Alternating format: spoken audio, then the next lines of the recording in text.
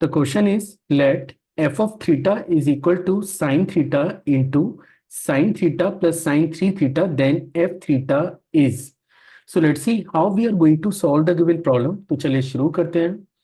तो देखिए, first of all तो मैं आपको शेयर कर रहा हूं कि इनकेस अगर आप इस क्वेश्चन को सॉल्व नहीं करना चाह रहे हैं और आपको पता करना है कि इन चारों में से कौन सा ऑप्शन ट्रू है, तो फिर हम क्या अप्रोच लगाएंगे, जिसको बेसिकली आप सोच सकते हैं कि मैं इसमें अभी कोशिश कर रहा हूं कि अगर आप इस क्वेश्चन को जेई मेंस के लिए सॉल्व करें तो क्या अप्रोच आपको लगानी पड़ेगी, और इनकेस अगर इसे एडवांस के लिए सॉल्व करें तो फिर ऑब्वियस सी बात है, फिर आपको इस पूरे को सॉल्व करना पड़ेगा, तब जाके ही आप टिक कर पाएंगे कि सही आंसर कौन सा है। तो चलिए देखते हैं कि कैसे हम लोग इस पे काम करेंगे। सबसे पहले तो मैं एक बार फंक्शन के डाटा को नोट कर लेता हूं। तो आप देख सकते हैं कि फंक्शन मेरे पास है F of theta and that is sine theta into sine theta plus sign of theta की। ठीक है, अब हम लोग क्या करने जा रहे हैं, सबसे पहले एक काम करते हैं। मैं इस पूरे एक्सप्रेशन में लेट थीटा की जगह एक नेगेटिव एंगल सबमिट कर देता हूं। मान के चलो थीटा की जगह मैंने सबमिट कर दिया -k π/6, मतलब दैट इज बेसिकली -30 डिग्री। तो पहला टर्म हमारे पास हो जाएगा sine of -π/6, that is sine of -π/6। अगला टर्म ये भी आपका साइन माइनस ऑफ π/6 बनेगा, और यहां पे जब आप इसे 3 से मल्टीप्लाई करेंगे तो ये बन जाता है साइन ऑफ -π/2k। अब आप देख सकते हैं कि साइन -π/6 की बात करें तो ये वैल्यू आपके पास -1/2 के बराबर होती है, ये वैल्यू भी आपके पास -1/2 के बराबर है, और साइन ऑफ -π/2 ये वैल्यू -1 के बराबर होती है। इनकेस अगर आप इसे सिंप्लीफाई करेंगे तो फाइनली डाटा आपको मिल रहा है 3/4k। ठीक है, तो आप देख सकते हैं कि अब यहां पे बी ऑप्शन को अगर आप चेक करें और डी ऑप्शन को चेक करें तो ये ऑप्शन तो वैसे ही गलत हो गए।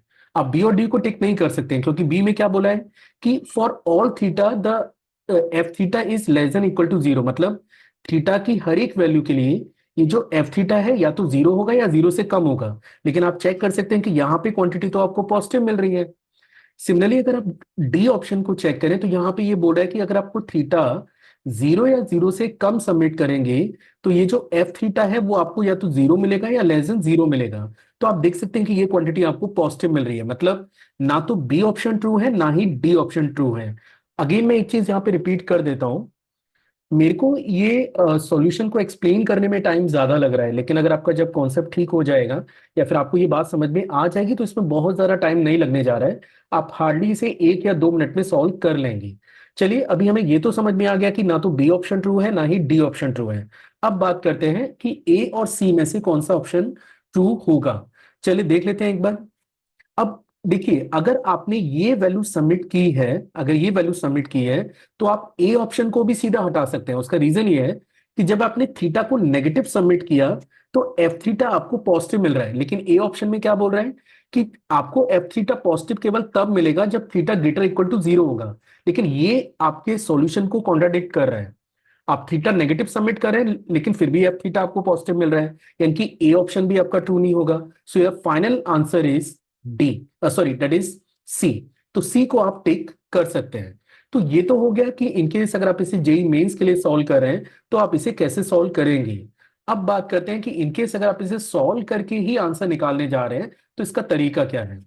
तो चलिए मैं एक बार फिर से क्वेश्चन के डाटा को नोट कर लेता हूं। आप देख सकते हैं कि एफ थीटा हमारे पास है sine theta, that is sine theta plus के साइन ऑफ 3 थीटा।